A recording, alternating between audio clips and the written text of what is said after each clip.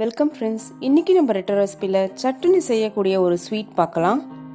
இது முழுக்க முழுக்க கோதுமை மாவும் கருப்பட்டையிலையும் செஞ்சது. வாங்க பார்க்கலாம். அதுக்கு முன்னாடி நம்ம சேனலை புதுசாக பார்க்குற ஃப்ரெண்ட்ஸ் சப்ஸ்கிரைப் பண்ணிக்கோங்க. பக்கத்தில் இருக்க பெல் பட்டனையும் ஆன் பண்ணிக்கோங்க. அப்போ அது கேட்குற ஆப்ஷனில் உங்களுக்கு எது தேவையோ அதையும் கிளிக் பண்ணி வச்சுக்கோங்க. அப்போ எல்லா அப்டேட்ஸும் உங்கள் நோட்டிஃபிகேஷனுக்கு வந்து சேரும். வாங்க இப்போ இதை எப்படி பண்ணுறதுன்றதை பார்க்கலாம். நான் இதுக்கு 1 கப் கோதுமை மாவு எடுத்திருக்கேன். நீங்கள் எந்த கப்பில் எடுக்கிறீங்களோ அதே மெஷர்மெண்ட்டே எடுத்துக்கோங்க. அதுக்கு பாதி அளவு கருப்பட்டி, நெய் 1 டீஸ்பூன் எடுத்திருக்கேன். நீங்கள் இதுக்கு பதிலாக எண்ணெய் கூட எடுத்துக்கலாம். நெய் எடுத்தால் ஸ்வீட்டுக்கு இன்னும் வாசனையாக இருக்கும். ஒரே ஒரு சிட்டிகை உப்பு, அந்த பாகில் சேர்க்கறதுக்கு ஒரு 2 ஏலக்காவை தட்டி எடுத்து வச்சுருக்கேன்.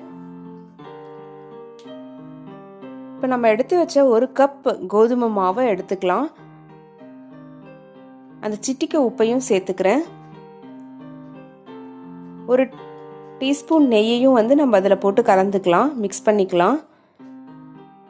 சூடாக இருக்கணும்லாம் அவசியம் இல்லை, அப்படியே சேர்த்து கலந்துடலாம்.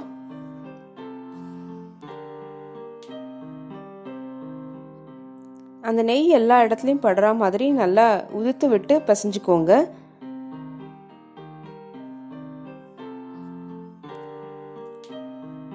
நல்லா இப்படி பிடிச்சா பிடிக்கிற மாதிரி இருக்கணும். உடச்சி விட்டால் உதிர்ந்துடணும். இப்போ தேவையான அளவு தண்ணியை சேர்த்து நல்லா டைட்டான ஒரு சப்பாத்தி மாவு மாதிரி கலந்துக்கலாம். மாவு சாஃப்டாக இருக்கணும், ஆனால் ஹார்டாக நீங்கள் மிக்ஸ் பண்ணி வச்சுக்கணும். இலகி இருக்கக்கூடாது, அப்போ எண்ணெய் குடிச்சிரும். பாருங்க, மாவு சாஃப்டாக இருக்குது, ஆனால் இளக்கமாக இல்லை. இது கரெக்டான பக்குவம். நல்லா மிக்ஸ் பண்ணிடுங்க. இது அப்படியே கொஞ்ச நேரம் ஊறட்டும். நம்ம வெள்ளை பாகு செஞ்சிடலாம். ஈரத்துணியெல்லாம் போட்டு மூட தேவையில்லை, இப்படியே மூடி வச்சுப்போம். நீங்கள் எந்த வெல்லம் வேணாலும் எடுத்துக்கோங்க.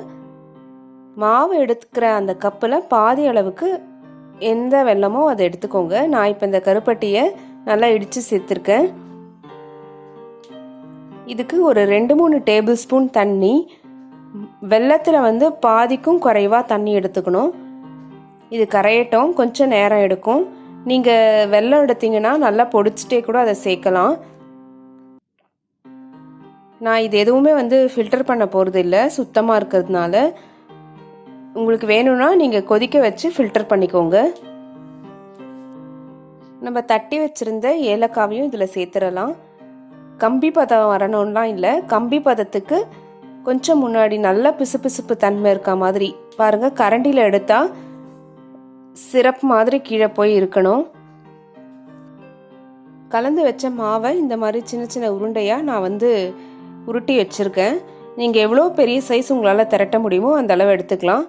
எண்ணெய் தடவி தான் இப்போ நம்ம திரட்ட போகிறோம். மாவு தொட்டு தேய்க்க போகிறது கிடையாது. கொஞ்சம் எண்ணெய் தான் நான் எடுத்துக்கிறேன்.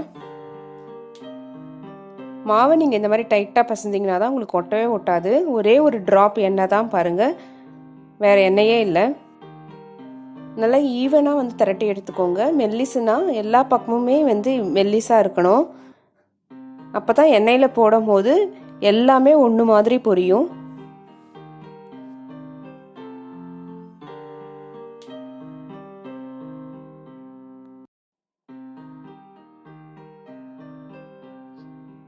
இப்போ நல்ல ஒரு ஸ்கொயர் ஷேப் மாவாக ஃபஸ்ட்டு நம்ம எடுத்துக்கலாம்.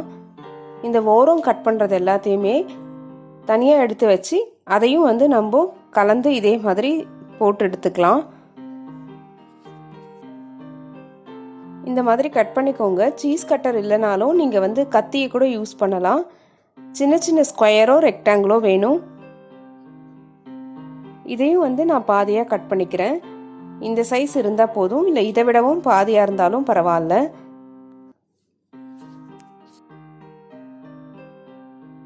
இந்த மாதிரி கட் பண்ணி எடுத்துக்கலாம்.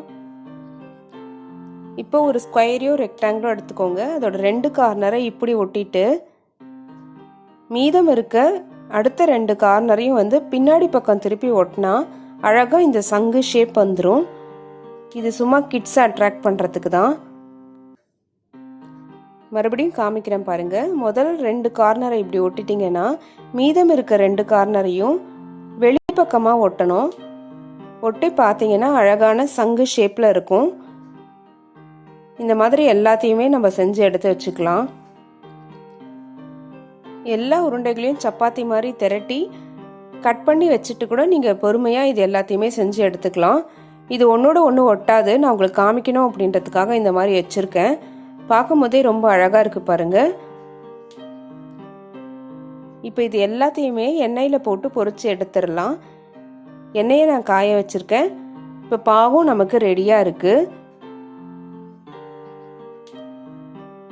இப்போ சூடான எண்ணெயில் சேர்த்துடலாம். நல்லா பொன்னிறமாக ஆன உடனே எண்ணெயிலேருந்து எடுத்துடலாம். இந்த கலர் வரும்போது நீங்கள் எண்ணெயிலேருந்து எடுத்துடலாம். பார்க்கும்போதே சூப்பராக இருக்குது பாருங்கள். இந்த பாகு ஆறுனதுனால நான் கொஞ்சம் சூடு பண்ணிக்கிறேன். இப்போ பொரிச்சு வச்சதை அதில் சேர்த்துடலாம். நல்லா பரட்டி விட்டுக்கோங்க. அந்த வெல்லம் எல்லாத்துலேயும் படுற மாதிரி இருக்கணும்.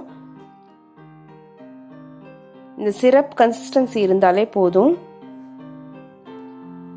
நல்லா மிக்ஸ் பண்ணி எடுத்து வச்சிடலாம். அதில் ஊறணும்னு இல்லை, நம்ம சுட சுட இதில் போட்டோம். நான் இந்த பாகையும் கொஞ்சம் வார்ம் ஆக்கிக்கிட்டேன். ஃபஸ்ட்டு கொஞ்ச நேரத்துக்கு தனியாக எடுத்து வச்சுருங்க.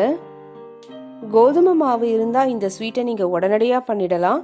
இது பிடிச்சிருந்தா ஒரு லைக் கொடுங்க. நம்ம சேனலையும் சப்ஸ்கிரைப் பண்ணிக்கோங்க. மறக்காமல் பக்கத்தில் இருக்க பெல் பட்டனையும் ஆன் பண்ணிக்கோங்க. அப்போ எல்லா அப்டேட்ஸும் உங்கள் நோட்டிஃபிகேஷனுக்கு வரும். தேங்க்யூ.